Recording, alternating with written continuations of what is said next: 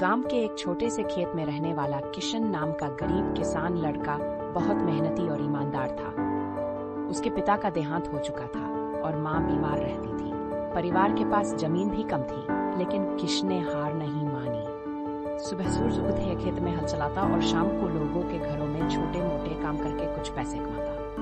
एक दिन गांव में एक बड़े व्यापारी का बैल खो गया। किशन को बैल खेत के पास झाड़ियों में मिला। उसने बिना कोई लालच किए बैल को व्यापारी के पास लौटा दिया। व्यापारी उसकी ईमानदारी से प्रभावित हुआ और उसे इनाम में एक बड़ी रकम और नई खेती की उपज देने का वादा किया। किशन की मेहनत और सच्चाई ने उसका जीवन बदल दिया और धीरे धीरे उसका परिवार खुशहाल हो गया। इस तरह उसकी ईमानदारी और मेहनत की कहानी पूरे गांव में मिसाल बन गई।